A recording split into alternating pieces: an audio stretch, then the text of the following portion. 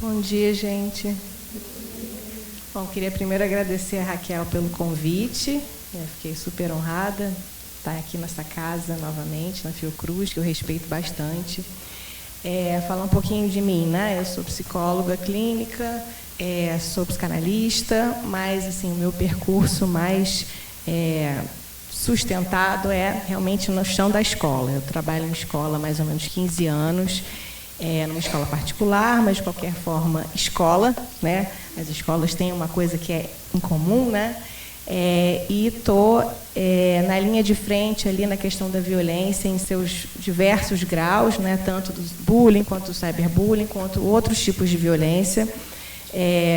E espero contribuir para esse debate aqui, né? E vou aceitar, né? E valorizo muito as perguntas de vocês, gente.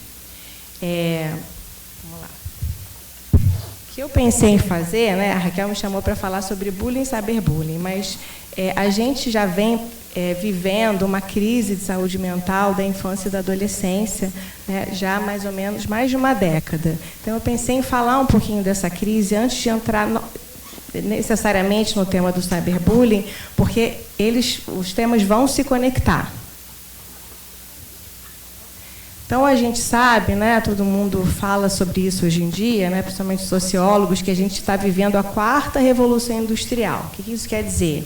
Quer dizer que esse sistema, né, a gente vive um sistema, né, de tecnologias avançadas, que a gente vê aí, internet, inteligência artificial, Big Data, algoritmos para Big Data, tudo isso impacta a nossa vida de forma muito clara e profunda, né? Impacta a economia, a forma como a gente lida com o trabalho, impacta a forma como a gente estuda, como a gente lida com a educação e impacta até o lazer.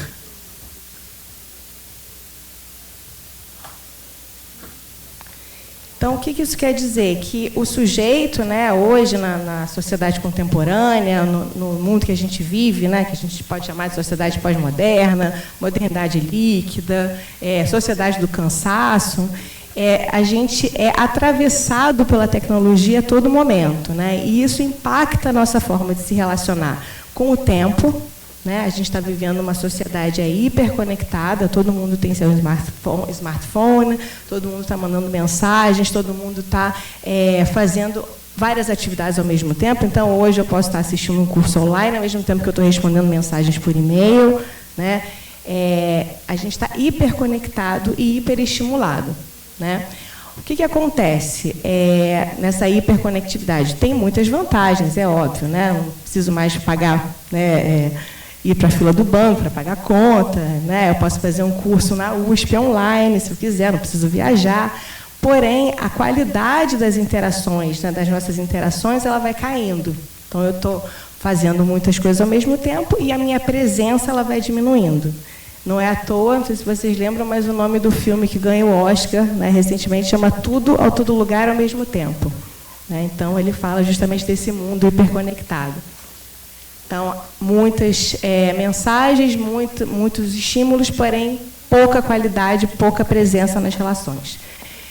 Outra coisa que muda, né, a nossa relação com a nossa imagem. Então, hoje em dia, né, e as crianças e os jovens são muito afetados por isso, eu vou falar disso depois, o sujeito ele vira um objeto de consumo. Né? A gente precisa postar a nossa felicidade toda hora, a gente precisa receber likes, a gente valoriza aquele like, a gente espera aquele like. Ou seja, a minha imagem ela precisa ser exposta para o outro. Então, a noção de privado e público ela se perde. Tudo precisa ser público. Né? O adulto, tem alguns adultos que têm, né, dificuldade com esse discernimento, imagina uma criança. Né? A lógica, hoje em dia, das redes sociais é justamente essa. A gente precisa postar mais para receber mais likes e para ser mais valorizado. Eu lembro de uma cena engraçada que eu casei alguns anos atrás e eu viajei para a lua de mel. E eu não costumo postar nada, né, nas redes sociais, eu não tenho esse hábito. Posto muito pouco. E eu não postei nenhuma foto da minha lua de mel. Eu recebi assim, uma avalanche de críticas, porque falaram assim, Carol, você foi numa lua de mel secreta. Que lua de mel foi essa? Você viajou mesmo na lua de mel? Eu falei, gente, mas eu fui na minha lua de mel, não preciso postar para as pessoas, né? E aí eu lembrei dessa cena, né, que é até uma pessoa que quer privar, né, quer resguardar a sua privacidade, ela acaba sendo o quê? Criticada, atacada, né, desvia, né, do normal. Uma outra questão que a gente vê, né, é a dificuldade do respeito ao outro, né, a invasão dos espaços. O espaço entre o eu e o sujeito, né, hoje em dia, o eu e o outro, ele está muito curto. Então, a gente vê muito isso pelo trabalho remoto. Então, antigamente, quando a gente, né, na época dos meus pais, quando eles paravam de trabalhar, eles iam para casa, acabou o trabalho. Como é que é hoje em dia, gente?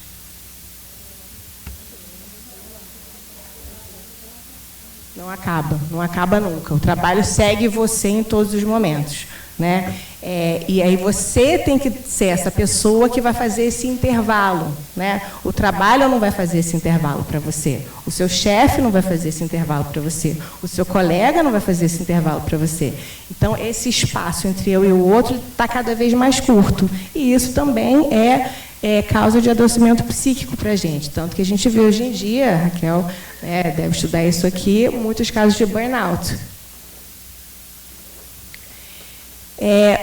Como é que fica isso para os pais, né? A questão da filtragem, né, das informações e dos valores, né? O conhecimento, como eu estava falando das redes sociais, né, das mídias, o conhecimento hoje em dia ele não é mais mediado só pela escola e pela família, como era na época dos meus pais, né? Tem mais ou menos 40 anos, assim, vai lembrar disso. Tinha até a televisão, gente. Obviamente que tinha uma preocupação, né, dos nossos pais com a televisão, tinha. Mas com a internet, isso cresce exponencialmente, porque primeiro que a gente não sabe o que a criança acessa, né, em casa. Por mais que se coloque filtro, né, alguns pais são mais cuidadosos com essa tutela. A gente até pode colocar alguns filtros, mas mesmo se colocando filtro, a gente não tem como garantir qual é o acesso que essa criança está fazendo, o que ela está consumindo, de que ela está se nutrindo. Eu gosto muito dessa palavra nutrição, porque a gente também se nutre da internet, né? E essa nutrição pode não ser tão boa, né? Existem até sistemas de classificação etária, né? Esse filme pode ser assistido por uma criança de 10 anos, esse não pode, 18, enfim, 14. Séries, brincadeiras, jogos, existe isso, né? O ECA faz isso. Porém, também não tem como os pais garantirem que isso está sendo seguido pelas crianças. Não existe essa garantia. E isso é muito sério. Então, eu trouxe assim 3 alertas, né, da sociedade pós-moderna que vão impactar diretamente na violência contra a infância. Um é o que eu já falei antes, né, que é esse excesso de estímulos que a gente vive, né, estímulos sensoriais, né, se a gente pega um celular, são muitas propagandas, são muitas luzes, são muitas cores ao mesmo tempo.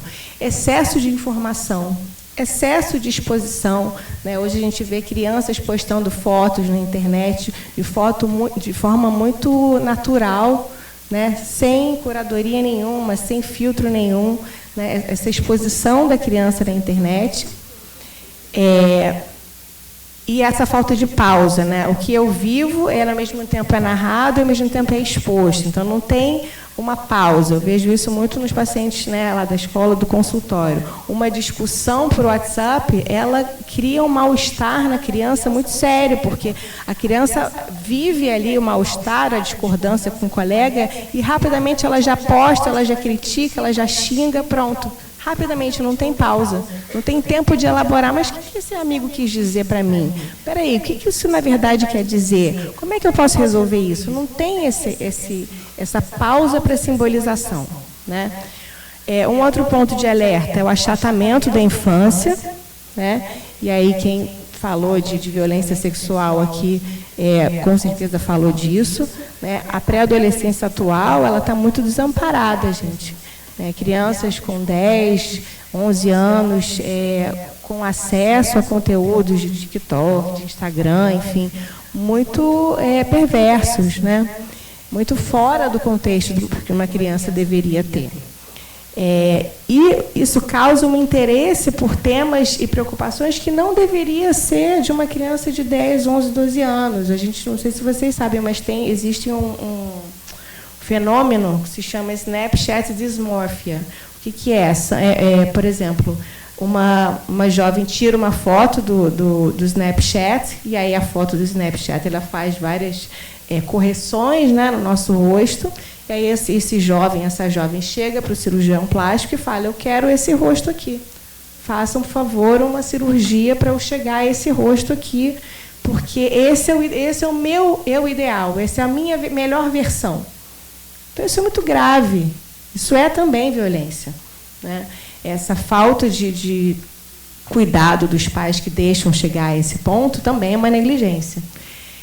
Então, interesse por temas que não deveriam ser da infância, né? E o acesso mais cedo a conteúdos erotizados, como a gente tem visto aí, né, muito seriamente nas plataformas. Depois eu vou falar, né, da regulação das plataformas. Bom, outro ponto sério, né, na minha interpretação, um dos mais sérios, o tempo de brincar sem tecnologia, ele está cada vez mais reduzido. Não sei se vocês reparam, mas assim, a tecnologia ela ficou como se fosse um anexo do nosso corpo. O celular é quase um anexo do nosso corpo. Então, para as crianças, muitas vezes os pais nem pensam em outras opções que não sejam um tablet, um celular, um YouTube para acalmar a criança, né? Uma babá eletrônica. E a gente precisa, sim, pensar em outras alternativas que não são celular para a criança brincar. Então, hoje em dia, tem uma redução muito séria do tempo de brincar, né?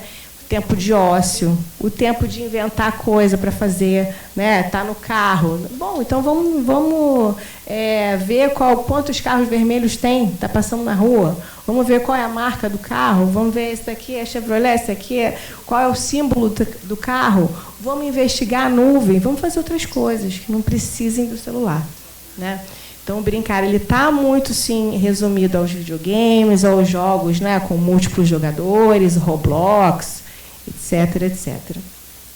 Tanto no compartilhado, quanto no individual. Então, a gente sabe que, né, essa crise que eu falei lá no início da minha fala, ela já vinha se instalando antes da pandemia, não é nova. Porém, com a pandemia, né, de Covid, isso vai ganhar contornos mais preocupantes, muito mais preocupantes, né?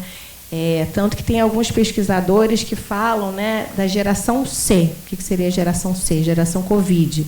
Crianças que têm hoje em dia mais ou menos 7 anos, que estariam até 4 anos, crianças que passaram pela pandemia com mais ou menos 4 anos, né?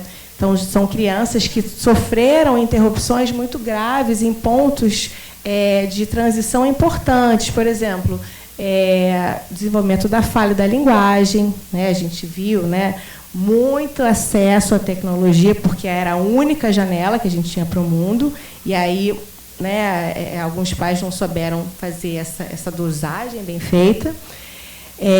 A gente viu também interrupção na questão da autonomia, crianças que não conseguem se vestir sozinhas, que não conseguem comer sozinhas. A gente viu interrupções na questão da socialização, crianças que têm muita dificuldade de compartilhar um brinquedo, de trocar com o outro. E até no desfraude, né? Eu vejo isso na escola, né? É muito claro, crianças que estão desfraudando mais tarde, né? Justamente após essa questão da pandemia, né? Ou seja, pontos de transição aí do desenvolvimento da primeira infância, essas crianças foram marcadas, tiveram essa cicatriz da pandemia. O que eu vi, né, na escola onde eu trabalho? Isso aí talvez quero ouvir de vocês também, que tem, né, contato com criança depois. Não sei se vocês observaram alguma coisa nesse sentido, mas eu trabalho numa escola que foi muito rápida em começar o ensino online, voltou para o ensino híbrido em 2021, em outubro, né? Então ficou ali num esquema de rodízio. E em 2022 ainda estava voltou para a escola presencialmente completamente. que a gente observa, né, eu como psicóloga dentro da escola? Muita dificuldade de inserção nesse coletivo. Dividir uma bola foi muito difícil, muitas brigas. Dividir um brinquedo, né? Compartilhar, negociar, conversar, tudo isso muito mais difícil. Dificuldade em lidar com a frustração, com a perda. Eu lembro da história das figurinhas, né? Lembra da história da figurinha da Copa? Carta Pokémon, figurinhas da Copa, que estavam super famosas, 2021, 2022. As crianças não sabiam trocar figurinha. Por 2 motivos. Primeiro, porque tinha essa questão da pandemia, que elas tinham que reaprender a viver no coletivo. E segundo, porque os pais invadiam o espaço e trocavam por elas. Né? Então, isso foi muito importante assim, de observar. Falei, gente, trocar figurinha é uma habilidade infantil, é uma habilidade de troca, que a criança precisa aprender. A gente só aprende trocar figurinha trocando figurinha. A gente mesmo, com os nossos próprios recursos, não o nosso pai trocando pela gente. Né? Então, os pais se mobilizavam em grupos de WhatsApp, né, para ver qual figurinha que faltava. Isso foi sintomático, né, na minha opinião. A gente viu os atrasos de linguagem, né, as telas na primeira infância muito presentes, né, dificuldade com autonomia, como eu já falei, e a invasão do espaço do outro, tanto, né, de pegar, né, se apropriar de objetos do outro, porque não conseguia lidar com a falta de ficar sem esse espaço de espera, tanto com a invasão do espaço virtual do outro. E a gente começa a falar do cyberbullying propriamente dito, né? A OMS fala, né, pelos relatórios, que houve um aumento, sim, de cyberbullying, né, a partir de 2020, e das manifestações de ódio online. Isso foi atestado pela OMS. Então, a gente sabe que a violência online impacta muito fortemente a saúde mental das crianças. O Brasil, infelizmente, ele se mantém num ranking desde 2016, né, como o 2º país com mais casos de cyberbullying no mundo. Ele só vai perder para a Índia, o 3º lugar fica com os Estados Unidos. Então, essa pesquisa é de 2021, uma pesquisa recente, e o Brasil está aí nesse ranking desde 2016, então, passando a pandemia, a gente não pode falar que é só a pandemia, que já existia antes. Então, o que eu quero trazer aqui, né, para vocês, para a gente pensar, né? Não sei quem reconheceu essa praça aí, alguém reconheceu? Isso aí, Praça Tiradentes. Eu acho que meu objetivo principal aqui, para vocês hoje, é trazer a condição de vulnerabilidade emocional e física das crianças na internet. Né? É muito sério, gente, é muito sério. Antigamente, quando a gente ia, né, quando a gente era adolescente, ia para o nosso quarto, os nossos pais falavam, estou tranquilo, está no quarto em casa, está ótimo, tudo bem. Hoje em dia, a gente não está seguro quando uma criança vai com o celular sozinho para o quarto. A gente está vulnerável, a gente está muito vulnerável. A gente está tão vulnerável quanto se a criança estivesse na Praça Tiradentes. Então, um dos motivos, né, que eu já falei lá atrás, justamente para essa vulnerabilidade, é a redução do brincar ao ar livre. A gente precisa ocupar mais as praças, gente. A gente precisa ocupar mais os lugares de coletividade. A gente precisa brincar mais sem telas, né? Então, se a gente lembra, né, do que o psicanalista e pediatra Winnicott falou, ele fala assim, brincar é uma via de saúde, é uma necessidade da criança. Né? Quem trabalha com criança sabe, um dos primeiros sinais de adoecimento psíquico de uma criança é quando uma criança não brinca. Vocês vão lembrar disso. Ou tem dificuldade no brincar, ou não consegue brincar. Isso é um sinal de adoecimento psíquico. Então, o que a gente tem hoje em dia com esse excesso de telas? Uma redução do brincar sem tecnologias. As crianças desaprenderam a brincar sem telas. E a gente precisa lembrar que é brincando que a criança se afirma, ela se conecta com ela mesma, ela tem um senso de segurança, ela se conecta com o outro, ela vai resolver problemas, ela vai inventar coisas. Então, esse uso excessivo, ele vai privar a criança dessa experiência. Então, eu estou tirando da criança a oportunidade dela se alimentar, se nutrir subjetivamente e inventar caminhos, inventar soluções. Outra questão, né, que a gente precisa trazer é justamente essa anestesia que as telas propiciam, né? Se eu tenho um anteparo, né, entre eu e o outro, eu tenho uma anestesia entre o que o outro sente, o que o outro pensou, como é que é a visão do mundo do outro, né? Então, as telas vão precarizando esse laço social.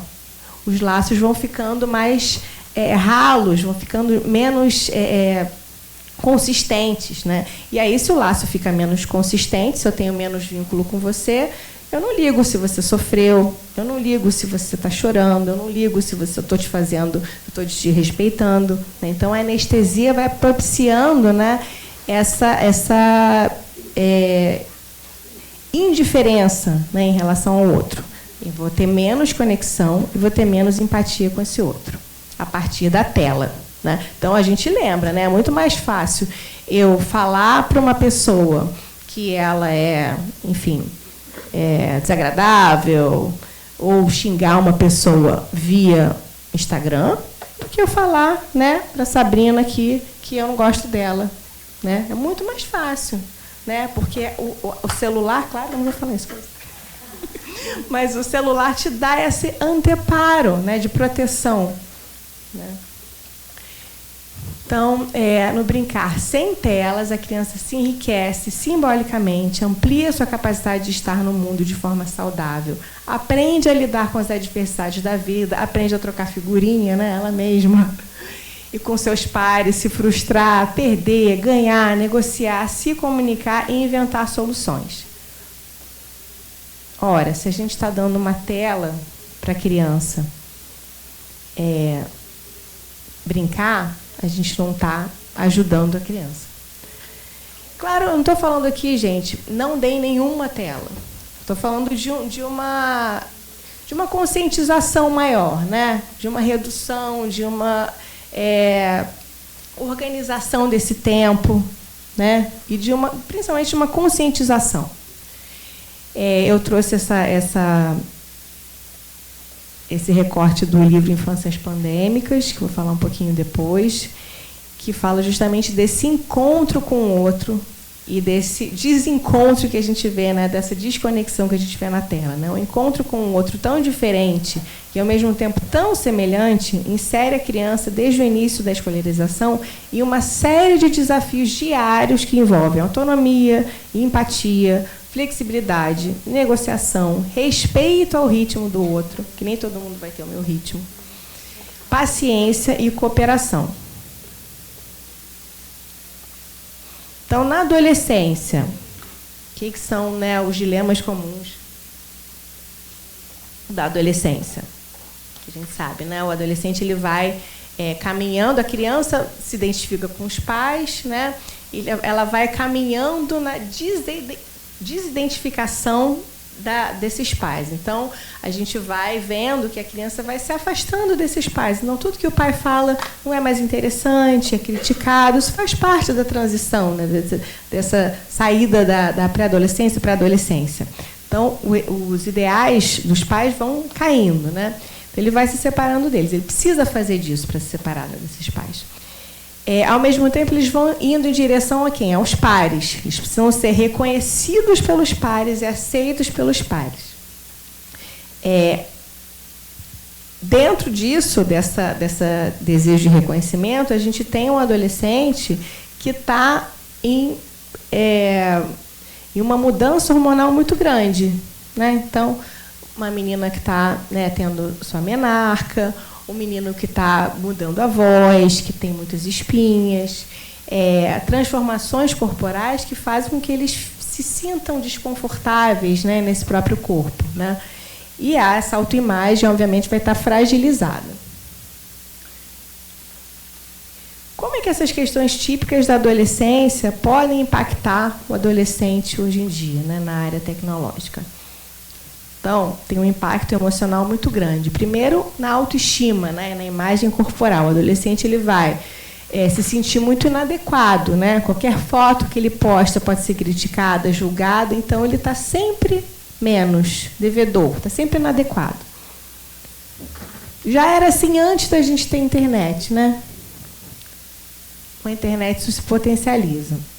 Então, o impacto no senso de confiança em si no outro. Então, por que eu vou escrever isso? Ninguém vai acreditar? Ou isso não é bom o suficiente? Né? O adolescente está sempre duvidando dele mesmo. Né? Então, também é uma sensação de inadequação com o que ele vai escrever, né? Que pode ser criticado, pode ser julgado. Evitação escolar pode ser também um dos impactos, né? Vergonha, né? Desse estar na escola. Eu recebo, sofro bullying de um colega, então eu preciso evitar esse espaço da escola. Perda de interesse ou de concentração pelo conteúdo da escola, mesmo sem consciência disso, né? Eclosão dos transtornos mentais, como ansiedade, depressão, transtornos alimentares, né, que podem vir também a partir desse impacto da violência, né, impacto do bullying, do cyberbullying. Comportamentos de autoagressão, automutilação, muito comuns, infelizmente, hoje em dia. E ideação suicida. Vou contar aqui um caso para vocês, talvez alguns conheçam, que é a história da Hannah, que é uma adolescente de 17 anos, adolescente normal, 17 anos, que tinha um crush, né, desenvolveu um apaixonite por um menino mais famosinho, né, da escola, e ela beijou um dia esse menino, e esse menino tirou fotos dela íntimas sem ela saber, sem ela perceber. Conhece essa história da Hannah? E essas fotos, ela não percebeu, né? Ela só deu um beijo nele, e essas fotos, ele divulgou as fotos falando para as pessoas que ele teria tido relações sexuais com ela, com a Hannah. E pouco tempo depois, né? Porque as coisas na internet elas se proliferam muito rápido, pouco tempo depois, essas fotos foram espalhadas, a Hannah foi tomada de uma sensação de desespero, né? De impotência, de tristeza, de angústia, e ela começou a ter uma ideação suicida, e ela cometeu suicídio. Essa história, gente, que eu trouxe, é a história de uma série, não sei se quem conhece essa série, que se chama As 13 Razões, 13 Reasons Why. Contei essa história aqui, é uma história fictícia, mas poderia não ser, né? Eu acho uma história importante, porque é uma história que traz uma ideação suicida a partir de uma intervenção, de uma interação na internet. Alguém conhecia essa série? Sim. Então, o que a gente vê hoje em dia, né? A violência verbal, física, psicológica, ela passa a ser consumida como um entretenimento. O sujeito vira objeto no cyberbullying. Então, primeiro, as fotos dela foram tiradas sem o consentimento dela, né? Foram divulgadas sem o consentimento dela, como se ela fosse um objeto qualquer. Então, vamos ver a diferença aí, né, entre bullying e cyberbullying. Né? No bullying, a gente tem uma prática de atos de violência física ou psicológica intencional, né? Repetida contra uma determinada vítima. Ato de ameaçar, intimidar, humilhar, excluir, discriminar ou caluniar um indivíduo. Uma perseguição onde se observa um desequilíbrio de poder. Tem sempre alguém ali acima, né, hierarquicamente falando, tem mais poder do que a outra pessoa. No cyberbullying, né, então a gente tem tudo isso do bullying, só que tem ferramentas tecnológicas para fazer ameaças, assediar, humilhar, constranger uma pessoa, né? Qual é a diferença principal, gente, do bullying e do cyberbullying? É justamente essa sensação de fantasma. A ameaça, ela não acaba quando a criança ou o adolescente sai da escola. né, como era, né, na nossa adolescência. Acabou o bullying, né, ficou lá na escola, no dia seguinte vai ter, provavelmente ele vai me assediar de novo. Não, o cyberbullying, eu abro meu celular, pode ter uma crítica, pode ter uma postagem, pode ter mais agressão. Então, a ameaça é constante e não vai se encerrar na escola, no local da violência. E isso vai ganhar proporções exponenciais. Uma pessoa que comenta, outra que compartilha, outra que critica mais. As ofensas, elas podem ser anônimas ou não, podem ganhar apoio de outras pessoas, né, muito rapidamente, porque tudo se espalha muito rápido. E a sensação, como eu falei da Hannah, é de impotência. Eu não posso apagar as mensagens, porque não fui eu que postei. Eu só posso não ver a mensagem. Mesmo assim, aquilo me acompanha, né? A sensação de angústia vai me acompanhar. Então, é muito mais brutal a questão do cyberbullying, porque é uma ameaça que ela vai acompanhando, né, o adolescente, a criança, constantemente. O que a gente vê, né, hoje em dia, como eu falei, a cultura, né, atual das redes sociais, da internet, é uma cultura de crítica e julgamento ao tempo todo. Só isso já é ansiogênico para a criança. Então, a criança não sabe muito bem porquê, mas ela entende que ela é rejeitada. Ela entende que aquela interação, que aquela foto, que aquele comentário que ela fez não foi bem quisto, né? Isso já é ansiogênico, já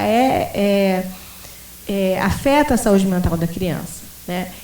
Ela não tem recursos para responder àquela crítica, àquela violência, àquele assédio, enfim. Ela não tem recursos porque ela está em formação, está em desenvolvimento, né? E não tem recursos, muitas vezes, para simbolizar. Na cultura, né, do cancelamento, que a gente vê é a impossibilidade desse diálogo saudável.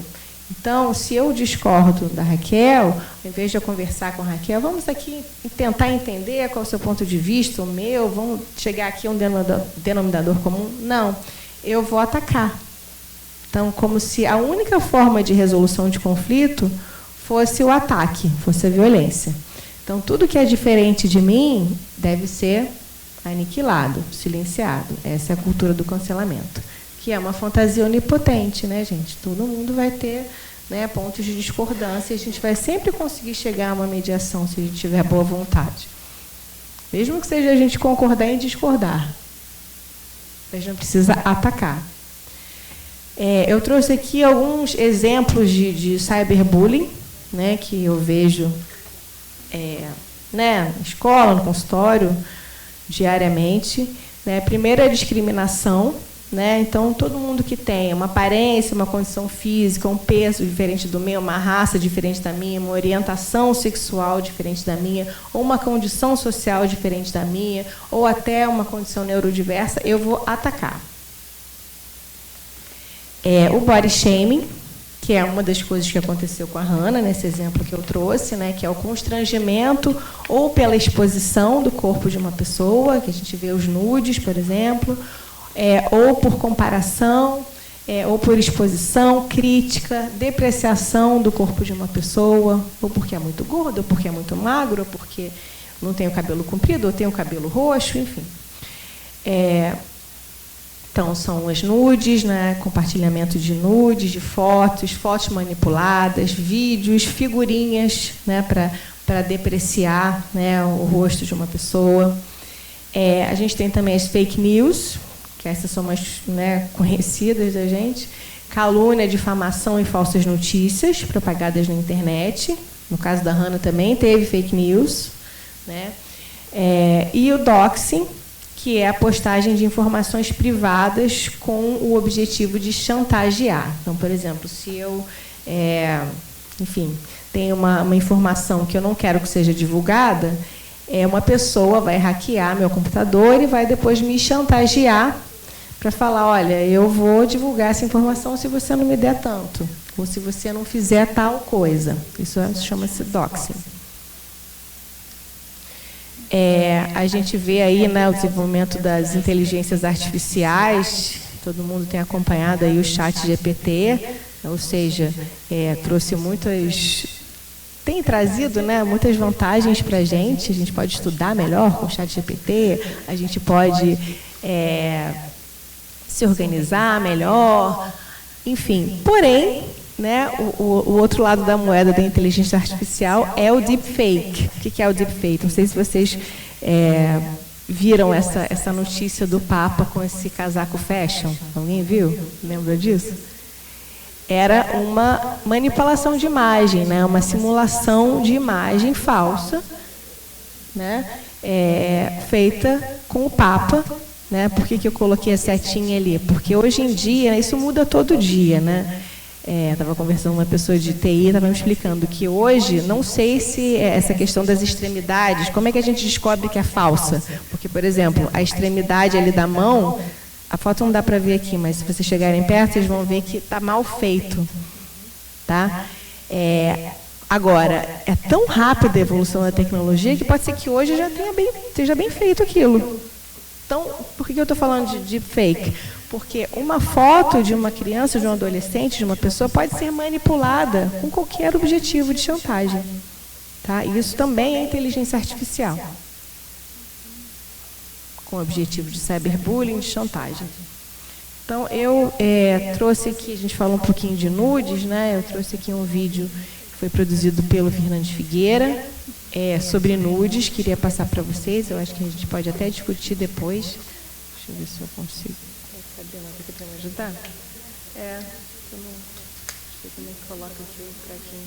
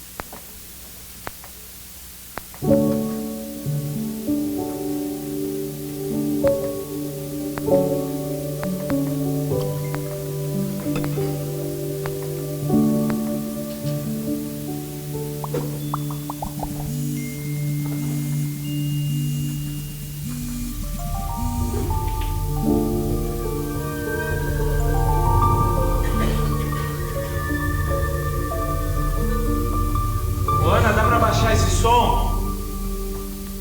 Tô achando essa garota muito estranha. Desde a semana passada não sai desse quarto, fica escutando essas músicas altas.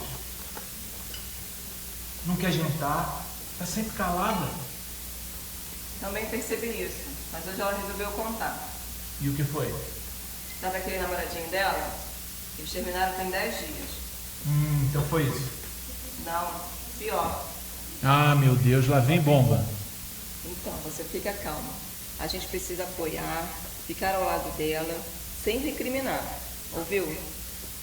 E aí, conta logo. Esses garotos ficam grudados na internet, direto. Como a gente aqui. E daí?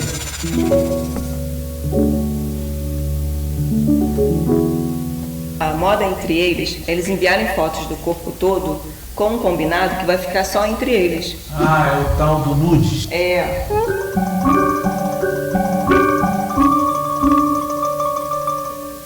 Ela explicou que todo mundo faz isso, só que ela quis terminar com ele. E ele ameaçou que se ela terminasse, ele ia botar essas fotos para todo mundo. Mesmo assim, ela terminou. Ele colocou as fotos dela no WhatsApp do colégio.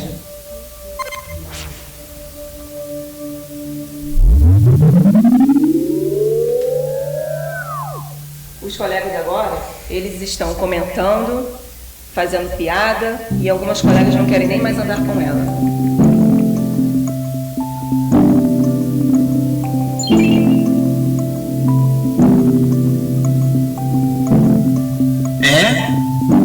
Os tempos mudaram mesmo. A gente precisa entender a cabeça dos jovens, até mesmo para aconselhar melhor. Senão, eles se isolam, não pedem ajuda e é muito pior.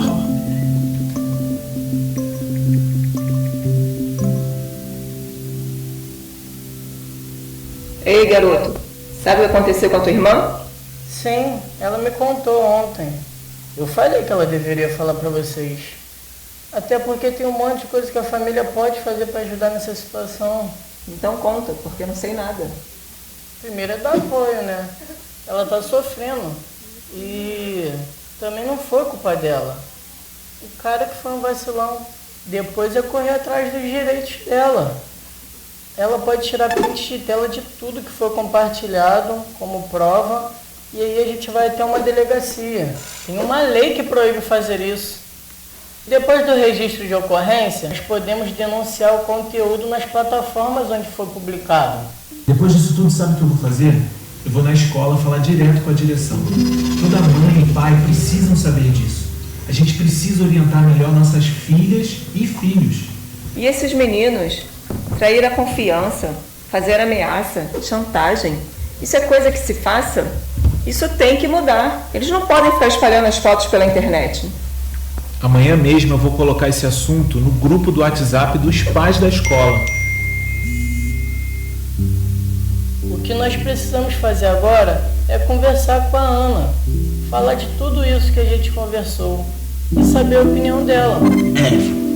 Vamos conversar com a Ana para ficar mais atenta sobre os riscos de mandar nude.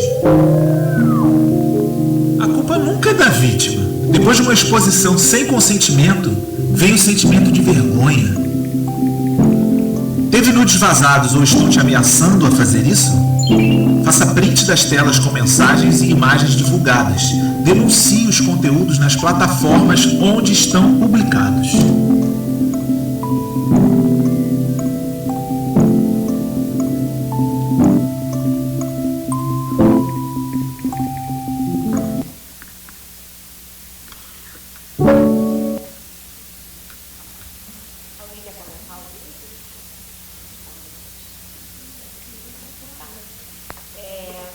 Eu achei interessante esse vídeo, porque eu fiz um curso.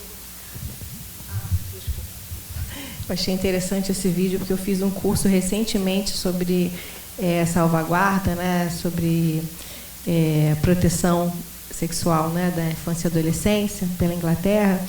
E a gente teve acesso a uns documentos da Kingston University. E eu achei muito interessante esse documento. Eu não vi nada ainda aqui no Brasil, mas eu achei interessante, né? Porque quando a gente pensa, o jovem mandou nude, a gente fica pensando, meu Deus, mas o que fez com que ele, né, se colocasse nessa situação de risco, de vulnerabilidade? É só escolher não mandar. Não é tão fácil assim, gente. Nessa pesquisa, a pesquisa fala o seguinte, que esses jovens abaixo têm mais probabilidade de se expor online através de nudes, se comparados a jovens sem outras vulnerabilidades offline. Então, por exemplo, jovens com transtorno alimentar são 4 vezes mais propensos a enviar nudes. Jovens com alguma deficiência física de longo prazo são 3 vezes mais propensos. Jovens com algum transtorno de saúde mental, depressão, bipolaridade, enfim, ansiedade, são 2 vezes mais propensos a enviar nudes. Jovens com alguma deficiência auditiva, 2 vezes mais propensos. Jovem com papel de cuidador da família, né? O jovem que tem que cuidar da sua família, que tem essa responsabilidade antes do tempo, são 2 vezes mais propensos. E jovens com alguma dificuldade de fala, de linguagem, são 2 vezes mais propensos. Eu achei essa pesquisa muito importante, para a gente ficar atento também. Quem trabalha no hospital, quem trabalha com criança e jovem. Queria trazer aqui, não todo mundo já conhece TikTok, Instagram, tudo isso, mas eu queria trazer um alerta para a questão do Discord, né, que é uma plataforma de comunicação online que permite que os usuários conversem, né, em tempo real por mensagens de voz, de vídeo, e as conversas são gravadas. O Discord é um algoz? Não, gente, o Discord, muita gente usa o Discord na universidade para fazer grupo de estudo, pode ser muito útil. Porém, a gente descobriu que tem muitas comunidades de violência explícita no Discord. Então, também é um ponto de alerta aqui, tanto para os pais como para quem trabalha com criança e jovem. Né? O que acontece? Essas diferentes comunidades, elas não têm regulação hoje em dia na internet. Então, essas comunidades, elas não têm nenhum moderador que se responsabilize por um conteúdo de crime que vá para ela. Né? Para ganhar mais status, o jovem ele vai ter que cumprir uns desafios online Você vai ter que colocar fogo no seu sofá, você vai ter que maltratar um animal da sua casa. Isso tudo é gravado, filmado, muitas vezes exposição sexual, muitas vezes depredação, torturas, né, automutilação, né, desafios, sempre desafios perigosos, brutais. São filmados e, muitas vezes, depois desse desafio ser filmado, o moderador dessa comunidade vai usar essa filmagem para chantagear esse jovem. Ou seja, o círculo perverso ele não acaba, né?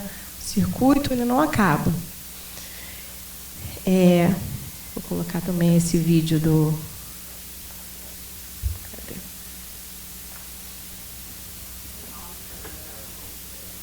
Cadê? No mouse? Melhor.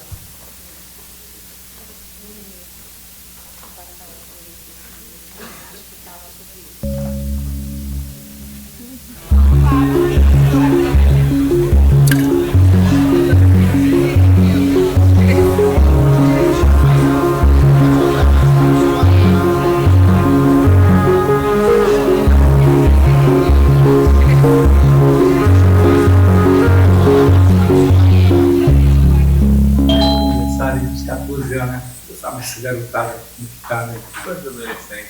Chegou o salgadinho.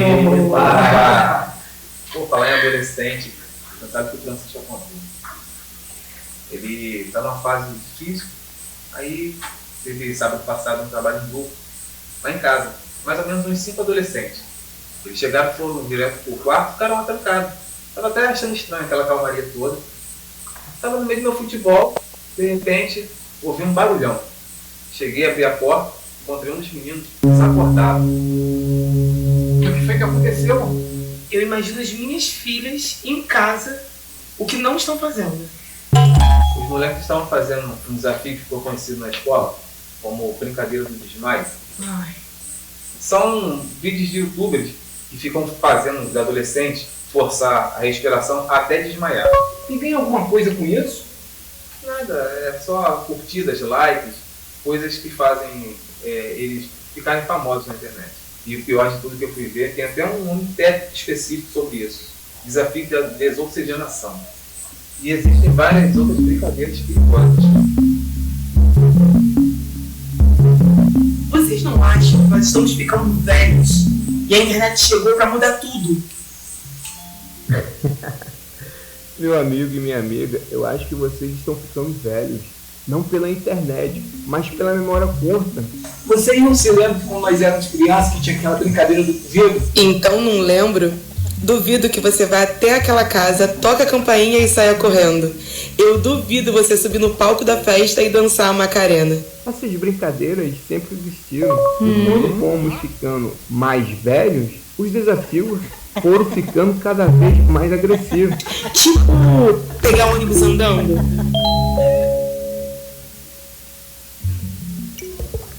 Tá, mas e aí? O que vocês acham que eu devo fazer? Punir, deixar, supervisionar? Depois dessa lembrança do Mauro, eu acho que devemos conversar muito com nossas filhas e filhos. Não podemos esquecer que eles nasceram na era digital, estão muito mais familiarizados, sabem mexer muito mais que a gente, mas falta maturidade para saber o que é perigoso. A internet ela tem muitas vantagens, mas ela tem os seus perigos também. Estamos sempre conversando sobre os modismos das redes sociais e os temas mais polêmicos. Eu fico muito feliz quando eu consigo manter esse diálogo com as minhas filhas. Eu percebo que elas se sentem mais seguras e eu acabo me sentindo segura também. Temos que ouvir a garotada, entender quais são os motivos que levam elas a terem essas brincadeiras. Acredito que só a conversa e o diálogo poderão nos levar ao uso da internet com responsabilidade e segurança.